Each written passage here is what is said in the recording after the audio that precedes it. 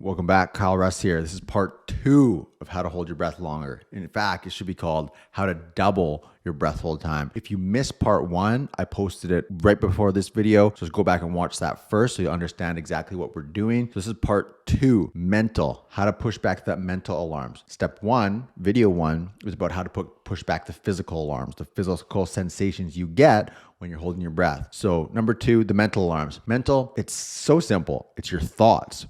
So when do your thoughts go from positive to negative during a breath hold? So if you think about how a breath hold starts out, first time you inhale, you're holding your breath, you feel super calm. There's no discomfort. You're totally fine. Then at some point, you start getting those physical alarms. It can instantly trigger the mental alarm. So the first time you get tightness of the chest, the feeling that you need to breathe, that can instantly switch your thoughts from I'm fine to, I need oxygen. And then when those thoughts start happening, those negative thoughts start happening, they immediately, if you're untrained, trigger the emotional alarms, which are panic and fear. So what we got to do here is make sure those mental alarms don't go off. So we're pushing back the physical ones. We're trying to eliminate or push back the mental ones, which are the negative thoughts. So there's really only a couple ways to do this. There's techniques, but they all fall into this category of familiarity and consistency combined. So familiarity being holding your breath a lot, becoming very familiar with the physical sensations, understanding what your total breath hold time looks like relative to the physical alarms. So like when they're going off, you know that the physical alarms start going off about maybe 1/3 of the way. The time you get the contractions is like 2/3 of the way. So if you get contractions, you still have like 30, 40, maybe 50% of your breath hold left. So that won't set off the alarms. So, and then understanding that those physical alarms don't mean your breath hold is ending, just means you're going to be uncomfortable for a bit. So familiarity means holding your breath a lot. The consistency means holding your breath a lot. So these are perishable skills. So if you don't do it a lot, you start to lose it. And that's really, really important to note. So there's 2 ways that I teach breath hold training. There's the actual breath breathing techniques, which I call like the big ones that give you a big spike in oxygen efficiency that really push your limits. They're stressful. They take energy. They take discipline. And then there's other ones, which I call lifestyle training. So what we're doing is adapting our bodies to survive on low amounts of oxygen. And I think I mentioned it in the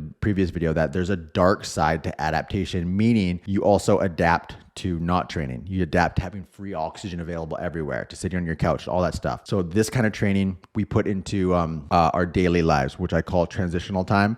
Things like in the shower, while you're driving, while you're sitting on the couch, watching TV, you can throw in a little bit of breath training. But there's another important thing you got to do. So with a lot of this style of training builds these limits, triggers that breath hold alarms, but that's on like low oxygen style. So that's holding your breath with empty lungs. For this, I'm going to show you an exercise where you hold your breath with full lungs. I'll show you at the end of this video. And there's a really, really important reason to do that. Because when you're out in the ocean, you're not going to be holding your breath without taking an inhale, ideally. So you need to understand, be familiar with the sensations of having a full lung of air and when the alarms come and so on and so forth. Because if you have no air in your lungs, the alarms are different. It's skewed, right? So we're building familiarity with the most realistic scenario possible. So yeah, that's what it looks like. So we'll get into it now. I'll show you one training technique and then one in the water technique. They're going to really, really help you push back or eliminate the mental alarms. All right, so this is the familiarity technique.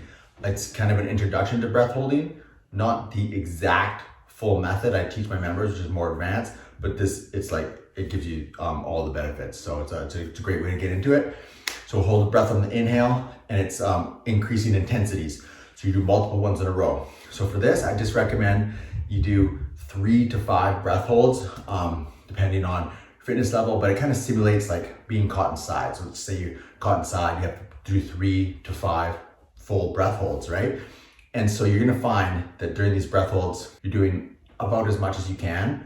Whereas when you're caught inside holding your breath under a wave, it'll be like a fraction of that. So it gives you great clarity into like over preparing, right? So that you won't get those mental alarms when you're underwater, knowing you have a way longer breath hold time. So hold your breath on an inhale in a plank, recover on your belly, then hold your breath again as long as you can. You get 1 recovery breath. Only hold your breath to a strong urge to breathe.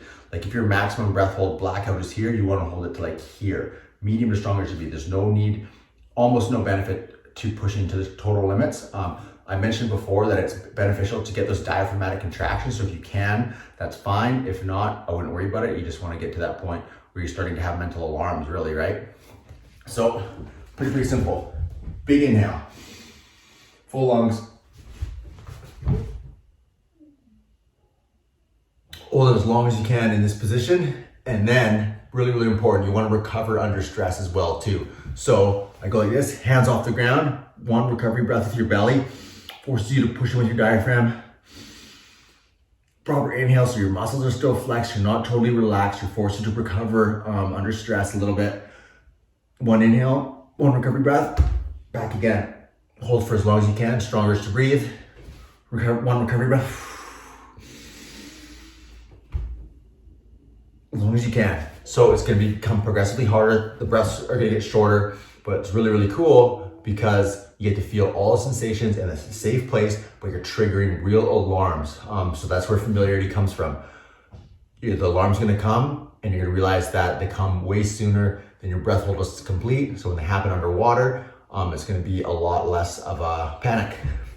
All right, so that's super simple stuff. And again, consistency matters. So I recommend doing that once a week. And that's what I teach my members to do. You could do it more if you want, but once a week is lots. There's not many times in your life where you'd be forced to do a max breath hold time 3, 5 or more times in a row. So this is falls into my philosophy of over preparing. So it's an amazing technique. Hits all the markers for familiarity and consistency. It's super easy, done in the safety of your own home.